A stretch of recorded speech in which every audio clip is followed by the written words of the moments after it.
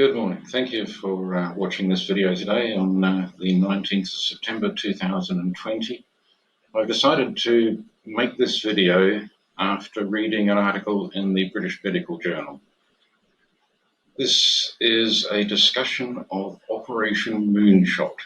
You may or may not have heard of Operation Moonshot, but as it shows here in the article, the Operation Moonshot is the name of the government's newly proposed COVID-19 mass testing scheme. Now, the fact that this has appeared in the British Medical Journal is interesting because they are analysing the leaked government documents, highlighting what Operation Moonshot is about and how much it will cost.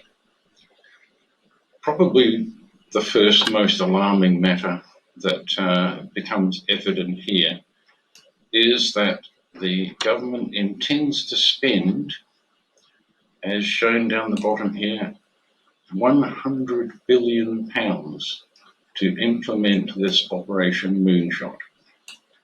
Now, to put that into perspective, the government in 2018, the British government, spent £123 billion on the entire NHS in a year. So that really does highlight the massive scale of this Operation Moonshot, hence the name, no doubt. It's interesting this has appeared in the British Medical Journal because it merely highlights the interesting factors that are in this government document. It doesn't make any comment, interestingly, on whether it's medically necessary, whether it could even be implemented, but it merely says what the documents say.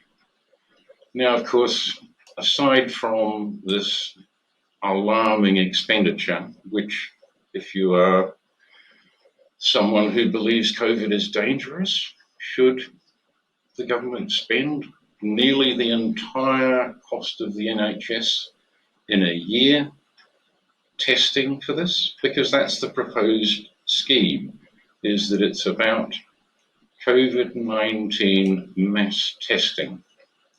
And this apparently is the intention of the scheme. So that, from a financial perspective, should be alarming enough. But there are numerous other matters that come up in this document from the British Medical Journal. I'll just highlight what they plan to do. So it says here, how will testing increase between now and early 2021? So there's a three-stage rollout that will carry out between September and December 2020 between 200,000 and 800,000 tests a day. Now they talk about people with symptoms, without symptoms, NHS staff, and so on. But from December, the plans are to increase the daily capacity to between 2 and 4 million a day, and the full rollout, as it shows down here, in early 2021 to 10 million tests a day. To put that into perspective, that would involve testing the entire UK population in less than a week, right?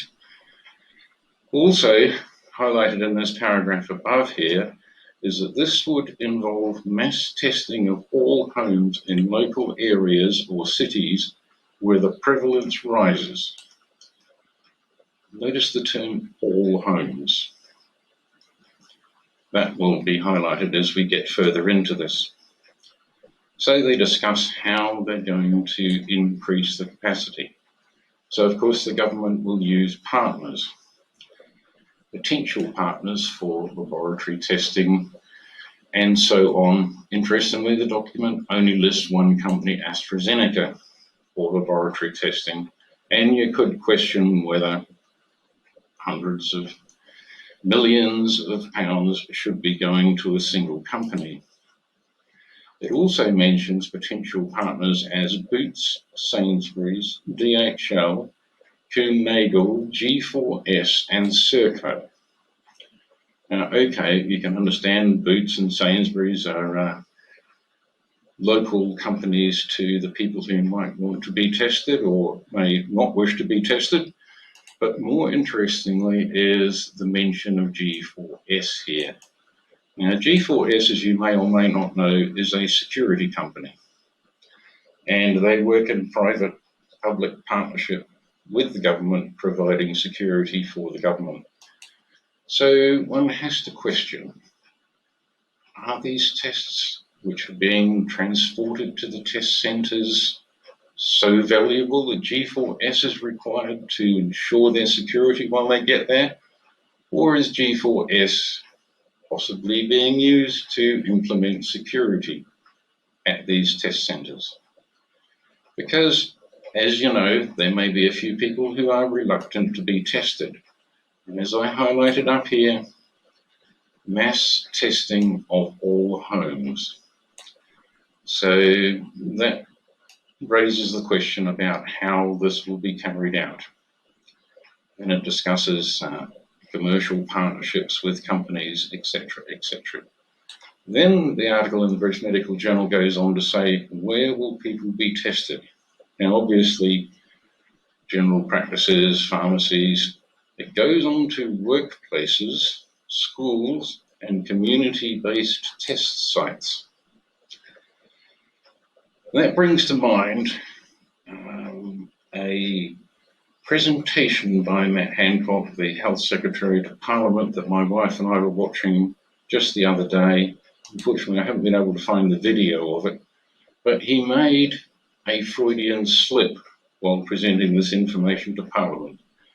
And he made the comment that people going to test centres would be released if they test negative.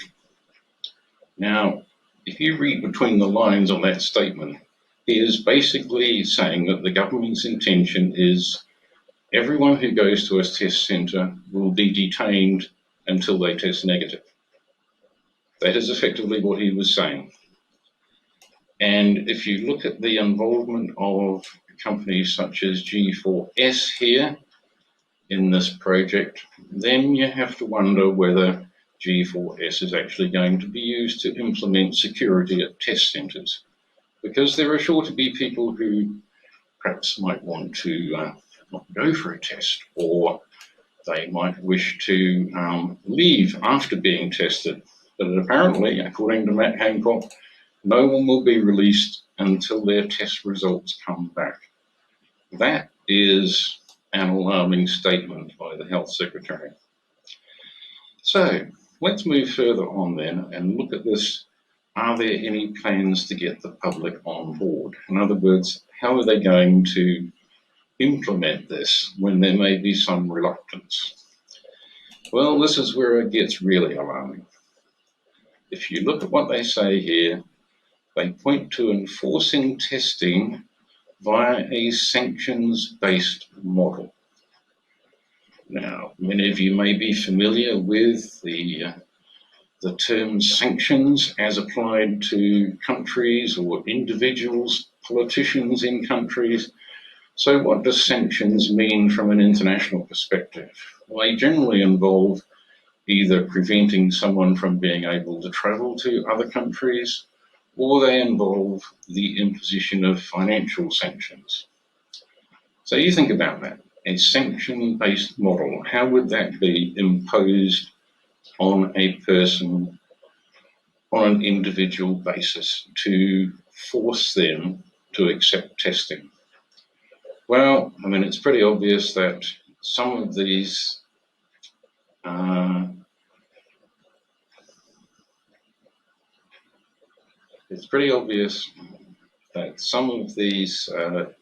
people are going to be reluctant to be tested.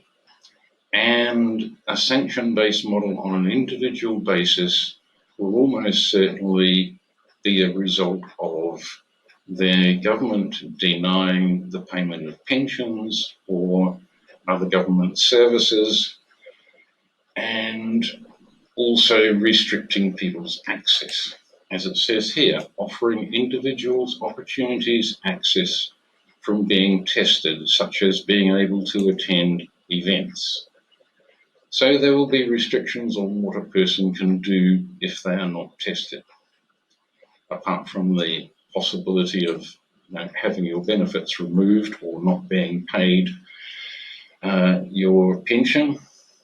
Now we're moving down to the digital passport.